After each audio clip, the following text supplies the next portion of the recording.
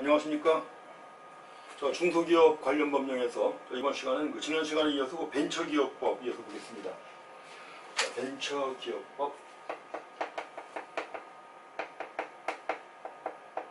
벤처기업법에서 이제 중요한 역할을 하는 것이 바로 벤처기업, 벤처투자조합인데, 이번에는 벤처투자조합의 역할에 대해서 공부하시겠습니다. 어떤 일을 갖다 하는가 아니고, 결성에 관한 내용은 지난 시간에 봤죠.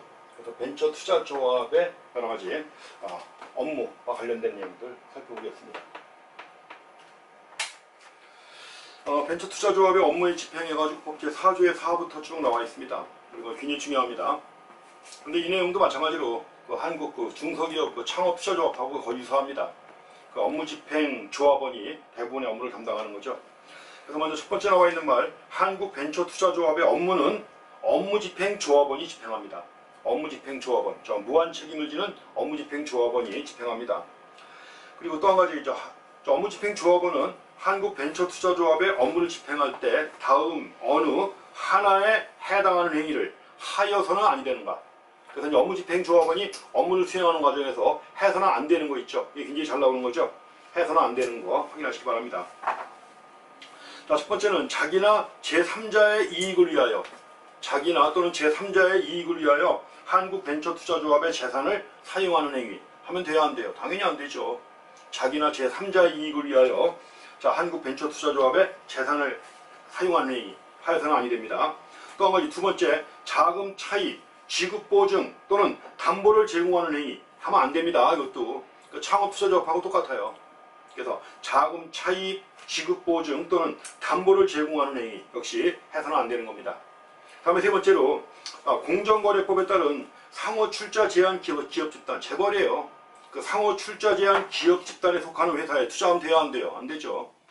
어디까지나 중소기업, 벤처기업을 위해서 써야 되는 것이지, 상호출자 제한 기업 집단에 속하는 회사에 투자하는 것도 하면 안 되는 겁니다. 그 다음에 네 번째, 대통령령으로 정하는 금융기관의 주식을 취득하거나 소유하는 행위도 안 됩니다. 금융기관의 주식을 취득하거나 소유하는 행위도 해서는 안 되는 겁니다. 한국벤처투자조합의 업무집행조합원이 하면 안 되는 그런 상황이 중에 하나입니다. 그 다음에 비업무용 부동산 얘기가 나왔는데, 역시 한국창업투자조합에서도 마찬가지였는데 똑같습니다. 그래서 한국창업보육센터 등 대통령령으로 정하는 범위에 업무용 부동산은 왜 부동산이에요? 창업보육센터 등 대통령령으로 정하는 범위에 업무용 부동산 외 부동산, 업무용 부동산 외 부동산 해가지고 비업무용 부동산이라고 하는 거죠. 비업무용 부동산을 취득하거나 소유하는 행위 당연히 안 되는 거죠. 대부분의 경우 기업들이 비업무용 부동산 보유하면은 이 투기 목적이에요. 하면 안 되는 겁니다. 다만 이제 단서가 있습니다. 다만 담보권의 실행으로 비업무용 부동산을 취득하는 경우에는 그러하지 아니하다 할 수 있습니다. 이거는 담보권의 실행으로 비업무용 부동산을 취득하는 것은 할 수 있습니다. 할 수 있는데 이런 경우에도 또 규정이 또 있습니다. 뭐냐면 3번에 나와 있습니다. 업무집행조합원이 제2항 5호 단서에 따라 담보권의 실행으로 비업무용 부동산을 취득한 경우 있죠. 이럴 때는 1년 이내 범위에서 1년 내에 이를 처분해야 하는 겁니다. 1년 내에 처분해야 돼요. 물론 1년이라고 하는 것은 중소벤처기업부령 시행규칙이 규정되어 있습니다. 1년의 범위라고만 나와 있는데 중소벤처기업부령 즉 시행규칙에는 1년이라고 되어 있습니다. 1년 내에 처분해야 합니다. 그래서 특히 중요한 내용입니다. 업무집행조합원이 해서는 안 되는 5가지 꼭 확인하시기 바랍니다. 그래서 여기에 대한 예시문제 의뢰 잘 나오는 거지만 거기 벤처기업 육성에 관한 특별조치법상 한국벤처투자조합의 업무집행조합원에게 금지된 행위가 아닌 것이 뭐냐고 나와 있죠. 금지된 행위 하면 안 되는 거죠. 자금 차입, 지급 보증 또는 담보를 제공하는 행위. 2번, 대통령령으로 정하는 금융기관의 주식을 취득하거나 소유하는 행위. 그 다음에 3번, 상호출자 제한 기업 집단에 속하는 회사에 투자하는 행위. 안 됩니다. 4번, 담보권의 실행으로 비업무용 부동산을 취득하는 것. 이건 할 수 있는 거죠. 이건 해도 되는 겁니다. 그래서 4번이 정답이 되겠습니다. 금지된 행위가 아니라는 겁니다. 그 다음에 5번, 자기나 제3자의 이익을 위하여 한국벤처투자조합의 재산을 사용하는 행위 하면 안 되는 거죠. 이렇게 갖고 언제든지 나올 수 있는 내용 중에 하나입니다. 그래서 해서는 안 되는 거 확인하시고, 다음에는 이제 그 한국벤처투자조합 조합원 지분의 양도와 관련된 내용입니다. 이 내용도 마찬가지로 이제 거기 뭐 탈퇴도 나오고 해산도 나오는데 이 내용들은 우리가 앞에 있는 그 중소기업 창업지원법에 나와 있는 그 창업투자조합하고 내용이 다 똑같습니다. 자, 한국벤처투자조합 조합원 지분의 양도 얘기가 나와 있습니다. 1번 업무집행조합원은 무한 책임을 지는 업무집행조합원입니다. 업무집행조합원은 다른 조합원 전원의 동의를 받지 아니하면 다른 조합원 전원의 동의예요. 다른 조합원 전원의 동의를 받지 아니하면 그 지분의 전부 또는 일부를 타인에게 양도하지 못합니다. 전원의 동의를 받지 아니하면 그 지분의 전부 또는 일부를 타인에게 양도하지 못한다. 다음에 두 번째, 유한책임조합원의 지분은 유한책임조합원이에요. 유한책임조합원의 지분은 조합계약에서 정하는 바에 따라 양도할 수 있습니다. 이거는 유한책임조합원은 조합계약에서 정하는 바에 따라 양도할 수 있어요. 자, 3번 유한책임조합원의 지분을 양수한 자는 당연히 뭐예요? 지위, 권리 의무 다 승계하는 거죠. 양수인이. 그래서 유한책임조합원의 지분을 양수한 자는 양도인의 조합에 대한 권리 의무를 승계하는 겁니다. 당연히 그런 거죠. 자, 그래서 양도에 관한 규정 그렇게 봐주시고요. 자, 다음에 그 탈퇴에 관한 내용이 나와 있습니다. 한국벤처투자조합의 업무집행조합원의 탈퇴에 관한 내용입니다. 업무집행조합원은 다음 어느에 하나에 해당하는 경우가 아니면 한국벤처투자조합을 탈퇴할 수 없습니다. 탈퇴할 수 있는 경우가 세 가지가 규정이 되어 있어요. 그 세 가지를 잘 확인하셔야 됩니다. 업무집행조합원이 벤처투자조합을 탈퇴할 수 있는 경우 세 가지예요. 자, 첫 번째, 중소기업 창업투자회사나 신기술사업 금융업자의 등록이 취소되거나 말소된 경우, 등록이 취소됐으면 회사 할 수 있는 거예요, 없는 거예요? 없어지는 거죠. 회사가 없어지는 거니까 당연히 뭐예요? 탈퇴할 수 있죠. 탈퇴하게 되는 겁니다. 당연히 탈퇴죠, 이거는 뭐. 그래서 중소기업 창업투자회사나 신기술사업 금융업자의 등록이 취소되거나 말소가 됐어요. 그럼 당연히 탈퇴죠. 그 다음에 두 번째, 업무집행조합원이 파산했습니다. 업무집행조합원이 파산했다면 당연히 탈퇴죠, 이것도. 그 다음에 조합원 전원의 동의가 있는 경우, 조합원 전원의 동의가 있으면 탈퇴할 수 있습니다. 그래서 업무집행조합원이 한국벤처투자조합의 조합원을 탈퇴할 수 있는 경우 세 가지 꼭 확인하셔야 됩니다. 자, 다음은 그 한국벤처투자조합의 해산에 관한 내용입니다. 해산에 관한 내용도 역시 창업투자조합과 똑같습니다. 그래서 한국벤처투자조합은 다음 어느 하나에 해당하는 사유가 있을 때는 해산한다. 해산하는 경우입니다. 해산하는 경우가 다 해서 네 가지가 규정이 되어 있습니다. 자, 첫 번째, 존속기간의 만료. 존속기간이 만료가 됐어요. 몇 년이죠? 5년입니다. 5년 이상이에요. 존속기간이 5년 이상인데 5년 이상의 기간이 지나가지고 존속기간이 만료가 되면 당연히 해산하는 거죠. 해산한다. 두 번째, 유한책임조합원 전원이 탈퇴했어요. 유한책임조합원 전원이 탈퇴하게 되면 당연히 해산하는 거죠. 또 마찬가지로 업무집행조합원 전원의 탈퇴가 있는 경우에도 해산합니다. 그 밖에 대통령령으로 정하는 경우인데 이건 뭐냐면 그 한국벤처투자조합의 결성 목적이 벤처투자조합을 결성한 목적이 달성됐어요. 이제 달성되었다고 조합원 전원이 동의하는 경우입니다. 그래서 결성 목적이 달성되었다고 조합원 전원이 동의하는 경우에도 해산합니다. 그래서 해산하는 경우 네 가지 꼭 역시 확인하셔야 됩니다. 자, 해산하는 경우에 이제 마지막 마무리 청산해야죠. 그렇죠? 남은 자산이나 이런 걸 청산해야 되는데 청산은 누가 하나요? 역시 한국벤처투자조합이 해산하면 업무집행조합원이 청산인이 됩니다. 업무집행조합원이 청산인이 되는 것이고, 다만 조합의 규약으로 정하는 바에 따라 업무집행조합원 외의 자를 청산인으로 선임할 수 있습니다. 선임할 수 있다. 그리고 4번, 한국벤처투자조합의 해산 당시에 출자금액을 초과하는 채무가 있어요. 출자금액을 초과하는 채무가 있을 때는 누가 책임지는 거예요? 무한책임조합원이 책임을 지는 거죠. 무한책임조합원이 누구예요? 업무집행조합원이죠. 그래서 출자금액을 초과하는 채무가 있으면 업무집행조합원이 그 채무를 변제하여야 합니다. 업무집행조합원이 그 채무를 변제하여야 한다. 해산한 경우에는 또 뭐예요? 해산한 경우에는 또 알려야죠. 그래서 시행령에 나와 있는 내용 하나 더 보시면 한국벤처투자조합의 업무집행조합원은 청산인이 업무집행조합원이 하는 거 아니에요. 그렇기 때문에 업무집행조합원은 한국벤처투자조합이 해산한 날부터 7일 이내에 자, 중소벤처기업부 장관에게 그 사실을 알려야 합니다. 이것도 절차로서 하나 좀 체크해 주시고요. 자, 다음에 이제 그 특례가 하나 나와 있습니다. 공모예요. 공모 한국벤처투자조합입니다. 공모 한국벤처투자조합에 대한 특례가 나와 있습니다. 자, 두 가지 법에 근거를 두고 있습니다. 자본시장과 금융투자업에 관한 법, 또 금융회사의 지배구조에 관한 법은 자, 공모 한국벤처투자조합 및 그 업무집행조합원에 대하여는 이 법을 적용하지 않습니다. 두 가지 법을.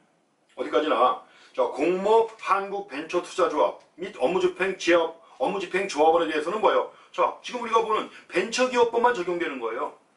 벤처기업법만 적용되는 것이고 자본시장과 금융투자업에 관한 법률, 금융회사의 지배구조에 관한 법률은 자, 이 법에 대해서는 여기 이 법에 나와 있는 한국벤처투자조합이나 업무집행조합원에 대해서는 적용하지 않습니다. 적용하지 아니한다. 그리고 또 한 가지 2번 자, 중소벤처기업부 장관은 공모 한국벤처투자조합을 등록하는 경우에는 미리 금융위원회와 협의해야 합니다. 금융위원회예요. 금융위원회와 협의해야 한다. 이것도 예전에 시험에 나올 때는 금융감독원과 협의해야 한다 이렇게 나왔는데 아닙니다. 자, 금융위원회와 협의하여야 한다. 공모예요. 공모 한국벤처투자조합을 등록하는 경우 자, 미리 금융위원회와 협의해야 한다는 거 자, 확인하시기 바랍니다. 그리고 공모 한국벤처투자조합은 등록입니다. 등록하는 거예요. 등록하는 것이고 그것도 주의해서 자, 확인하시기 바랍니다. 자, 그래서 그 한국벤처투자조합에 관한 규정이 제일 많이 나오니까 그렇게 정리해 주시고요. 자, 다음에 이제 전담회사에 관한 내용이 나와 있습니다. 전담회사에 관한 내용입니다. 규정이 많지 않지만 그래도 전담회사. 전담회사라고 간단하게 얘기했지만 전담회사와 관련해가지고 먼저 그 전담회사의 설립에 관한 내용이 나옵니다. 전담회사의 설립과 관련해가지고 먼저 1번 자, 행위의 주체가 누구예요? 정부입니다. 정부는 중소기업과 벤처기업이에요. 정부는 중소기업과 벤처기업의 성장, 발전을 위한 투자 촉진 등을 목적으로 하는 전담회사를 설립할 수 있습니다. 뭘 전담하는 거예요? 자, 중소기업과 벤처기업의 성장, 발전을 위한 투자 촉진을 목적으로 하는 거예요. 이걸 목적으로 하는 전담회사를 설립할 수 있습니다. 그리고 2번 보시게 되면 자, 중소기업, 중소벤처기업 창업 및 진흥기금을 관리하는 자는 중소벤처기업 창업 및 진흥기금을 관리하는 자는 자, 중소기업 진흥에 관한 법률에도 불구하고 전담회사에 출자할 수 있습니다. 이 전담회사가 하는 일이 바로 뭐예요? 자, 중소기업과 벤처기업의 성장 발전을 위한 투자 촉진을 목적으로 하는 것이기 때문에 따라서 자, 중소벤처기업 창업 및 진흥기금을 관리하는 자가 전담회사에 출자할 수 있다. 뭐 흐름대로 파악하시면 법리대로 파악하면 출자할 수 있는 거죠. 예전에 뭐 출자할 수 없다고 해서 시험 문제가 나왔던 겁니다. 출자할 수 없다. 당연히 흐름에 따르면 출자해야 되는 거죠. 출자할 수 있습니다. 또 자, 국가나 지방자치단체는 전담회사에 대하여 조세 관련 법령으로 정하는 바에 따라 세제상의 지원을 할 수 있습니다. 자, 세제상의 지원을 할 수 있다. 자, 그 점도 확인하시기 바랍니다. 자, 다음에 그 전담회사의 업무가 나오는데, 자, 전담회사의 업무라고 하는 게 목적과 관련되는 거죠. 중소기업과 벤처기업의 성장 발전을 위한 투자 촉진이 목적이니까 따라서 업무도 이와 관련된 거예요. 그래서 전담회사는 다음 각호의 업무를 영위한다.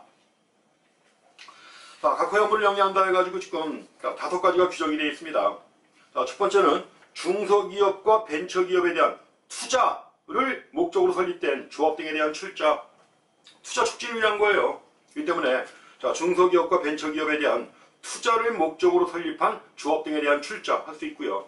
하는 것이고, 두 번째, 자, 중소기업과 벤처기업에 대한 투자도 합니다. 직접적으로 투자도 하는 것이고, 그 다음에 해외 벤처 투자 자금의 유치 지원, 해외 벤처 투자 자금의 유치 및 지원도 할 수 있고, 그 다음에 중소기업 창업 투자회사의 육성, 창업 투자회사를 육성하는 것도 해야 되는 업무고, 그 다음에 5번, 자, 정부가 관련 산업의 육성을 목적으로 출연, 출자 등을 통하여 조성한 투자재원의 운영도 역시 전담회사가 하는 업무 중에 하나입니다.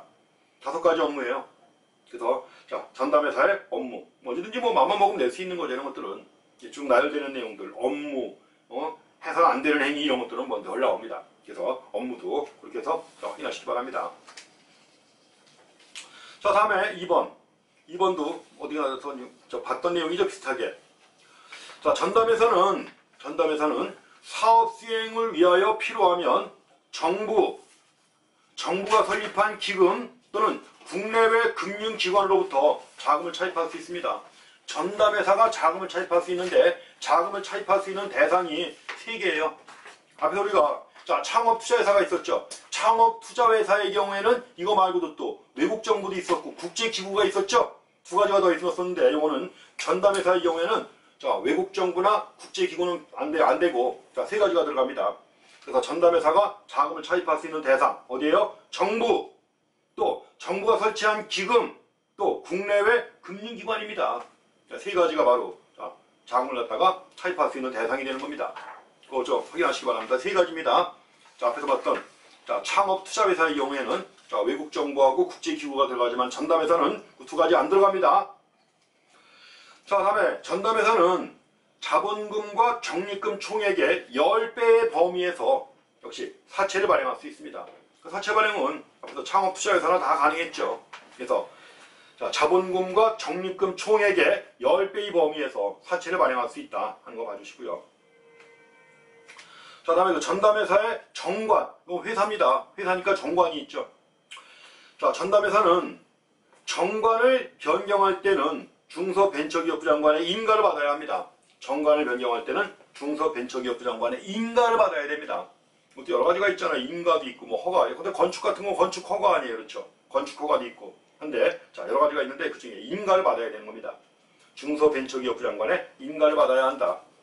그 다음에 요번에 전담회사에 관하여 이 법에 규정한 것 외에는 상법 중 주식회사에 관한 규정을 준용합니다. 주식회사에 이거는 주식회사에 관한 규정을 준용하는 겁니다. 앞서 다른 경우에는 뭐예요? 유한회사 및 유한책임회사에 관한 규정을 준용하는 게 있었죠. 앞에서 조합 같은 경우에는 유한회사나 유한책임회사에 관한 규정을 준용했지만 전담회사의 경우에는 자, 주식회사에 관한 규정을 준용합니다. 자, 다음 이제 우선적 신용보증의 개념이 나와요. 우선적 신용보증 해가지고 자, 기술보증기금은 벤처기업과 신기술 창업 전문회사에 우선적으로 신용보증을 해야 합니다. 자, 그것도 중요한 내용 중에 하나입니다. 뭐 나온 지 꽤 오래전에 한번 나왔었지만 또 나올 수 있습니다. 자, 기술보증기금은 벤처기업과 자, 신기술 창업 전문회사에 우선적으로 신용보증을 해야 한다는 거, 그 규정도 확인하시기 바랍니다. 언제든지 나올 수 있는 겁니다. 자, 또 한 가지는 그 산업재산권 등의 출자 특례가 나옵니다. 산업재산권 등의 출자 특례. 자, 그것도 앞에서 창업투자조합의 경우에도 나왔던 얘기입니다. 자, 벤처기업에 대한 현물 출자예요.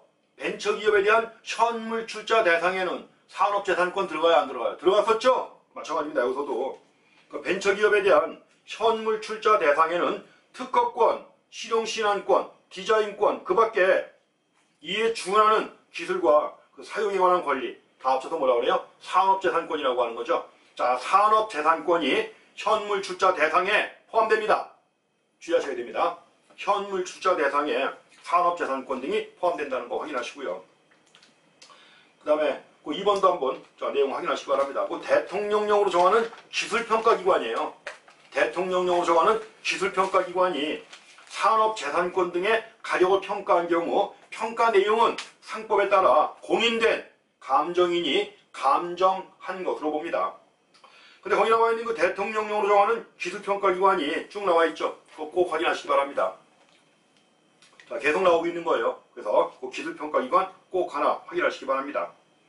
자, 마지막으로 거기 외국인의 출자 및 주식 취득에 대한 특례가 나와 있습니다. 자, 외국인이 행하는 중소기업 창업투자조합이나 한국벤처투자조합에 대한 출자는 외국인 투자로 봅니다. 외국인 투자로 본다 하는 거 좀 봐주시고요. 그 다음에 거기 사망 하나 더 보시면 되겠습니다. 자, 이에 따른 외국인 또는 외국 법인이 나와 있는데 외국인 또는 외국 법인 등에 의한 벤처기업의 주식 취득에 관해서는 벤처기업의 정관으로 정하는 바에 따라 제한할 수 있습니다. 정관으로 제한할 수 있다는 것도 자, 함께 확인하시기 바랍니다. 자, 다음에 그 신기술 창업 전문회사라는 게 또 있습니다. 신기술 창업 전문회사입니다. 전문이에요. 앞에서 전담회사가 있었죠. 전담회사가 있었지만 이거는 또 신기술 창업을 위한 전문회사라고 해서 언급되어 있습니다. 그래서 신기술 창업 전문회사에 관한 규정이 나와 있는데 여기서도 이제 문제는 꾸준히 나오고 있습니다. 먼저 1번 보시게 되면 자, 신기술 창업 전문회사니까 회사를 설립하는 문제가 먼저 나오겠죠. 설립에 관한 내용. 자, 다음에 어느 하나에 해당하는 대학이나 연구기관이에요. 다음에 어느 하나에 해당하는 대학이나 연구기관은 자, 신기술 창업 전문회사, 이것도 그냥 간단하게 전문회사라고 합니다. 이제 그래서 전담회사하고 구분하셔야 돼요. 이건 전문회사를 설립할 수 있다 이렇게 되어 있습니다. 대학이나 연구기관이 자, 신기술 창업 전문회사를 설립할 수 있습니다. 자, 첫 번째는 대학입니다. 물론 대학마다 산학협력단이 있죠. 산학협력단 포함해가지고 대학이에요. 그 대학에 있는 산업협력단 명의로 이름으로 해가지고 뭐요? 역시 신기술 창업 전문회사 만들 수 있습니다. 대학도 할 수 있고 대학에 있는 산업협력단도 할 수 있고 그래요. 다음에 두 번째는 국공립연구기관이 있습니다. 자, 국립 또는 공립연구기관 들어가고요. 다음에 세 번째로 정부 출연 연구기관도 자, 신기술 창업 전문회사를 설립할 수 있습니다. 자, 그 밖에 과학이나 자, 산업기술 분야의 연구기관으로서 대통령령으로 정하는 기관이에요. 그리고 대통령령으로 정하는 기관에 뭐가 있느냐 하면 전문생산기술연구소, 또 민법에 따라 설립된 비영리기관이에요. 비영리법인으로서 과학 또는 산업기술 분야 연구기관도 역시 자, 전문회사를 설립할 수 있습니다. 그래서 그 네 가지 자, 규정되어 있는 내용, 자, 시행령에 나와 있는 내용까지 해가지고 자, 신기술 창업 전문회사를 누가 설립할 수 있는지 자, 그거 묶어서 한번 확인하시기 바랍니다. 자, 대학이나 연구기관이에요. 근데 연구기관에 국공립연구기관, 정부 출연 연구기관, 그 밖에 자, 전문 생산기술연구소, 비영리법인인데 과학이나 산업기술 분야 연구기관 다 들어가는 겁니다. 그러니까 바로 자, 신기술 창업 전문회사를 설립할 수 있다. 자, 신기술 창업 전문회사도 설립하는 경우에 이제 등록을 해야 합니다. 2번에 나와 있죠. 그래서 자, 전문회사를 설립하는 경우 대학이나 연구기관은 대통령령으로 정하는 바에 따라 자, 중소벤처기업부 장관에게 등록해야 합니다. 자, 신기술 창업 전문회사는 등록한다는 거 봐주시고요. 등록한다. 자, 변경하는 경우에도 역시 또 변경 등록해야 합니다. 그냥 변경하려는 경우에는 그냥 등록하는 거예요. 역시 또 변경 등록. 뭐 중요한 사항만이 아니라 그냥 변경 등록하는 겁니다. 변경하는 경우에도 또한 같다. 그럼 이제 자, 등록을 할 때 등록 신청을 해야죠. 3번 보시게 되면 자, 중소벤처기업부 장관은 이 항에 따른 등록 신청이 있을 때에는 등록 신청을 했습니다. 자, 신청 내용이 다음 각 호에 어느 하나에 해당하는 경우를 제외하고는 등록을 해 주어야 합니다. 다음 각 호에 어느 하나에 해당하는 경우를 제외하고는 등록을 해 주어야 한다. 자, 1번 상법에 따른 주식회사가 아닌 경우. 자, 상법에 따른 주식회사가 아닌 경우에는 뭐예요? 또 등록 안 해줘도 됩니다. 등록 안 해요. 그래서 자, 이런 경우가 아니라면 등록해 줘야 되는 거예요. 주식회사가 아닌 경우가 아니라면 등록해 줘야 된다는 얘기죠. 상법에 따른 주식회사가 아닌 경우.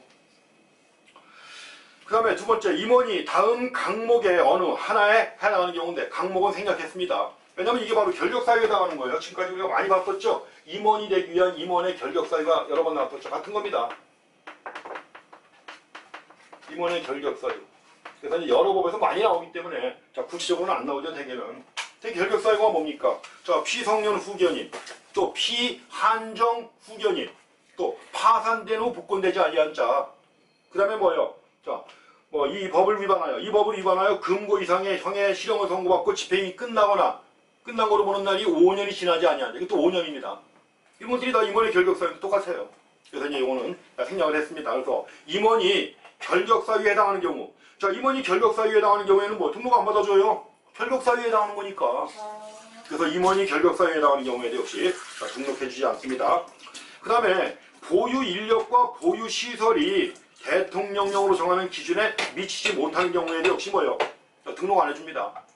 등록 요건에 맞아야 되는 거 아니에요. 등록 요건에 맞아야 등록해 주는 건데 등록 요건에 미치지 못하면 안 해주는 거죠. 그래서 여기서 이제 특히 자, 보유 인력과 보유 시설인데 특히 그 보유 인력과 관련해 가지고는 앞서 나왔던 거하고 같습니다. 경영 분야하고 기술 분야 구분해 가지고 나와 있죠. 또 기술 분야에 대한 내용이 바로 2015년에 처음에 나왔습니다. 기술 분야에 관한 내용. 자, 경영 분야의 경우에는 보유 인력이 누구냐? 자, 경영학 분야 박사학위 기술이자 또 대학이나 전문대학에서 경영학을 강의하는 조교수 이상의 교원, 변호사가 들어갑니다. 경영 분야에서는 변호사, 공인회계사, 경영지도사예요. 이런 보유 인력이 필요한 겁니다. 그 다음에 또 한 가지 기술 분야의 경우에는 자연과학 분야의 박사학위 기술이자 대학 또는 전문대학에서 자연과학 분야를 강의하는 조교수 이상의 교원, 또 이제 변호사가 아니라 뭐예요? 변리사입니다. 특허를 갖다가 담당하는, 특허를 갖다 대신 취급하는 게 변리사죠. 그래서 변호사가 아니라 기술 분야에서는 변리사가 들어가고, 자, 경영 분야의 경우에는 경영지도사였지만 기술 분야의 경우에는 뭐예요? 기술지도사입니다. 또 한 가지, 자, 정부 출연 연구기관 중 기초기술 분야, 또 산업기술 분야의 정부 출연 연구기관, 특정 연구기관, 국공립 연구기관에서 5년 이상 연구를 한 경력이 있는 사람 중 2명 이상, 뭐 이런 식으로 해가지고, 자, 인력이나 보유시설이 기준에 맞아야 되는 거죠. 그래야만이, 자, 전문회사로 등록할 수 있고, 등록을, 이런 경우에 미치지 못한 경우를 제외하고는 등록을 해줘야 되는 거죠. 그래서 등록 요건 확인하시기 바랍니다. 자, 다음에 전문회사는 다음 각 호의 업무를 영위한다고 했는데, 전문회사가 어떤 일을 하느냐. 자, 전문회사가 하는 일은, 아까 뭐라 그랬어요? 전문회사. 자, 신기술 창업 전문회사를 만드는 이유가 바로 위에서도 쭉 흐름대로 나와 있잖아요. 그래서 이제 전문회사가 담당하는 업무입니다. 아무래도 대학이나 연구기관이 신기술 창업 전문회사 만드는 거예요. 그럼 해야 되는 업무가 또 나오죠. 그래서 다음 각 호의 업무를 영위한다. 자, 첫 번째, 대학, 연구기관 또는 전문회사가 보유한 기술의 사업화. 다음에 두 번째로, 자, 기술의 사업화를 위한 자회사의 설립도 들어갑니다. 기술의 사업화를 위한 자회사의 설립, 또, 자, 창업보육센터의 설립 운영도 전문회사가 하는 겁니다. 창업보육센터의 설립 운영.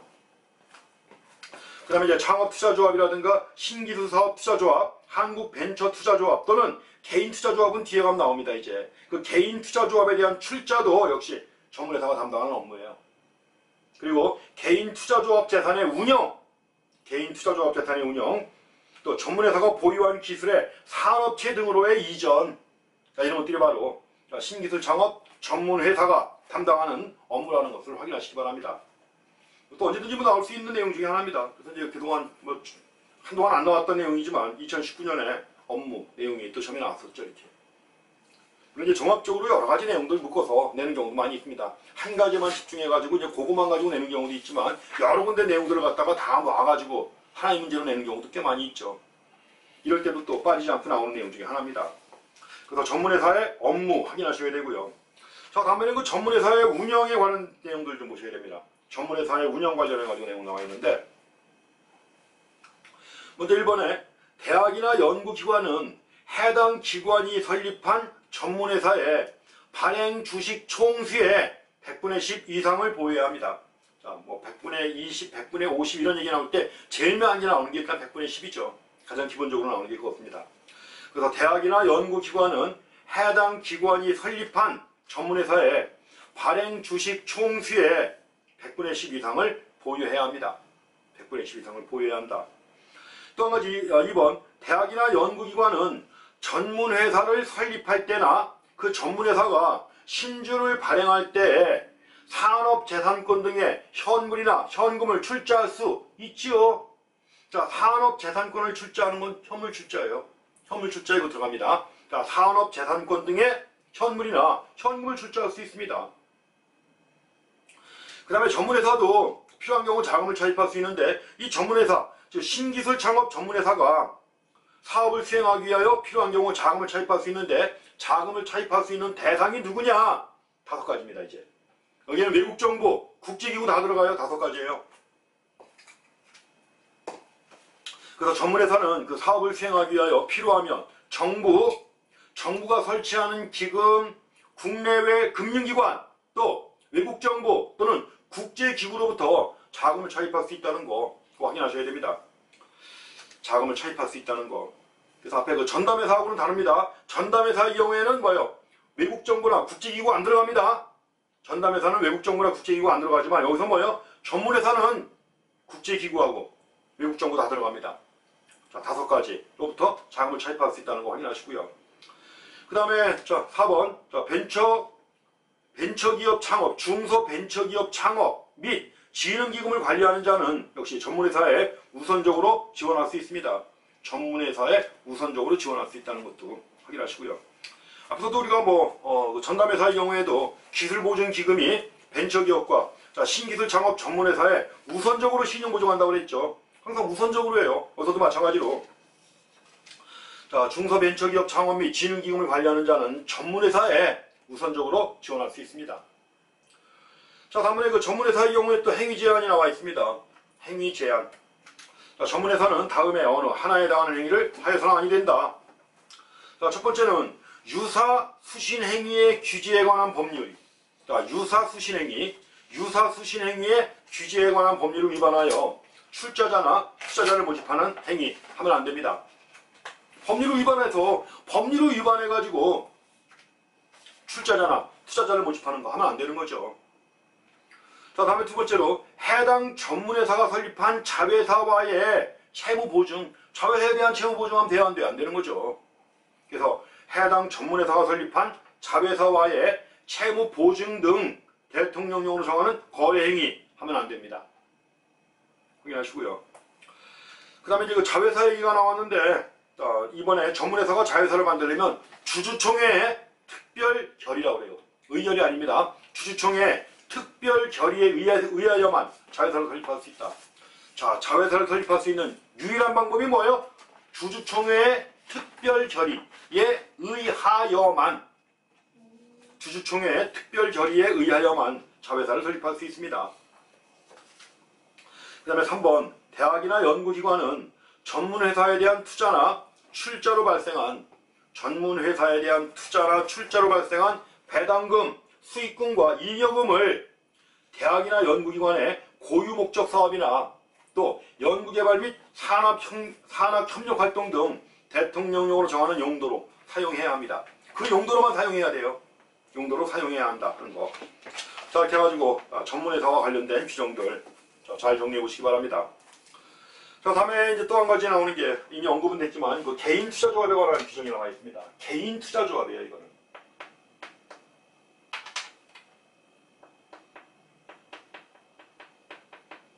개인 투자조합.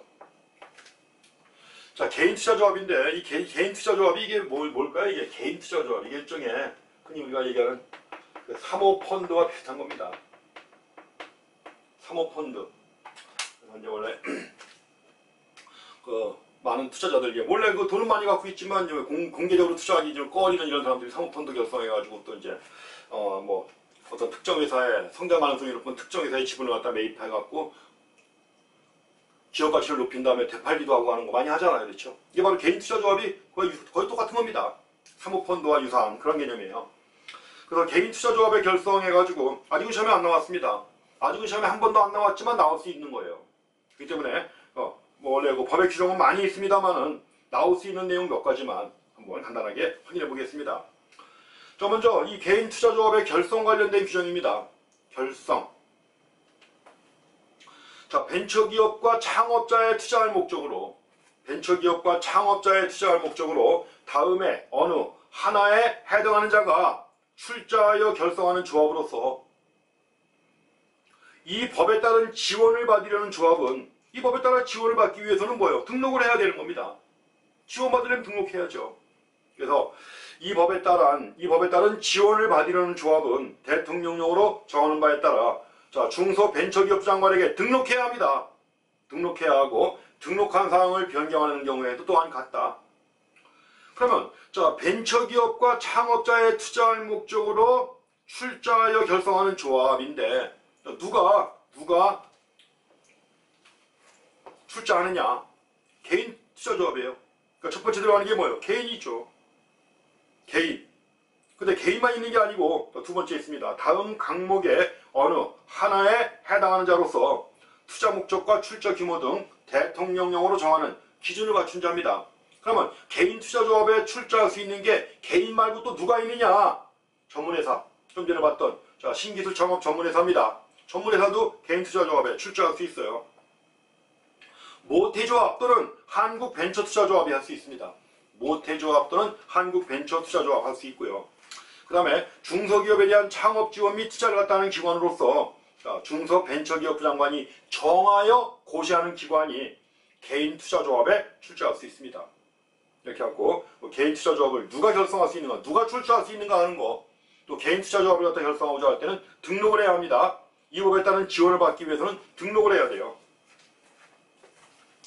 자, 이것도 조합입니다. 투자조합이에요. 투자조합, 한국벤처투자조합, 앞에서 봤던 중소기업 창업투자조합이 있었잖아요. 그렇죠? 다 비슷해요. 지위가 조합이기 때문에. 여기서도 2번 보세요. 자, 개인 투자조합은 개인 투자조합의 업무를 집행하며 조합의 채무에 대하여 무한 책임을 지는 뭘까요? 자, 업무집행조합원이죠. 1인 이상입니다. 1인 이상의 업무집행조합원과 출자액을 한도로 하여 유한책임을 지는 유한책임조합원으로 구성이 됩니다. 조합은 다 마찬가지예요. 무한책임조합원, 1인 이상의 무한책임조합원하고 유한책임조합원으로 구성이 되는 겁니다. 그래서 그렇게 해서 내용 확인하시고요. 그 다음에 2번, 3번. 자, 개인 투자조합을 결성하려는 경우에는 자, 3호의 방법으로만 개인 투자조합이에요. 개인 투자조합이기 때문에 개인 투자조합을 결성하려는 경우에는 3호의 방법으로만 조합 가입을 권유해야 하는 겁니다. 자, 그 주의해서 와주시기 바랍니다. 얼마든지 나올 수 있는 내용이에요. 아직 안 나왔지만. 자, 3호의 방법으로만 조합 가입을 권유해야 합니다. 그리고 자, 5번 업무집행조합원은 개인 투자조합의 자금을 벤처기업과 창업자에 대한 투자에 사용하는 거예요. 벤처기업과 창업자에 대한 투자. 그 창업자에 가지고 나와있지만 흔히 얘기하는 최근에 뭐예요? 스타트업 얘기하는 겁니다. 스타트업인데 이제 법에다가 자, 스타트업이라는 외래어 쓰기가 뭐하니까 이제 창업자라고 이렇게 용어 쓰는 겁니다. 그래서 업무집행조합원은 개인 투자조합의 자금을 벤처기업과 창업자에 대한 투자에 사용해야 하는 겁니다. 사용하여야 한다. 또 업무집행조합원은 많이 나왔던 얘기죠. 세 번째 나온 얘기입니다. 선량한 관리자로서 출자자의 이익을 위하여 개인 투자조합의 자산을 관리해야 합니다. 그 다음에 또 하면 안 되는 거 앞에서 나왔던 내용하고 똑같아요. 업무집행조합원은 개인 투자조합의 업무를 집행할 때 자금 차입하면 돼야 안 돼요? 안 되죠? 지급보증 또는 담보를 제공하는 행위 하여서는 아니 됩니다. 자금 차입, 지급보증 또는 담보를 제공하는 행위를 하여서는 아니 되고, 또 개인 투자조합의 규약에서 달리 정하는 경우 외에는 그 지위를 양도하여서는 아니 됩니다. 그렇게 체크해 주시고요. 다음에 이제 탈퇴와 해산에 관한 내용이 나와 있습니다. 탈퇴와 해산. 근데 이제 지금까지 한 번도 안 나왔지만 해산에 관한 내용이 한 번 나온 적이 있습니다. 그래서 탈퇴할 수 있는 경우 있죠. 자, 업무집행조합원은 다음에 어느 하나에 해당하는 경우에 한정하여 개인 투자조합을 탈퇴할 수 있다. 탈퇴할 수 있는 경우예요. 업무집행조합원이 탈퇴할 수 있는 경우. 자, 전문회사의 등록이 취소되거나 말소된 경우, 업무집행조합원이 파산한 경우, 조합원 전원의 동의가 있는 경우, 개인인 업무집행조합원이 사망한 경우에요. 탈퇴할 수 있죠. 이런 경우 탈퇴할 수 있는 경우입니다. 앞에 나왔던 내용하고 똑같은데 하나 더 추가한다면 여기서는 지금 개인이 들어가기 때문에 개인인 업무집행조합원이 사망한 경우에도 뭐예요? 탈퇴할 수 있습니다. 자, 다음에 해산하는 경우입니다. 개인 투자조합은 다음에 어느 하나에 해당하는 사유가 있을 때에는 해산한다.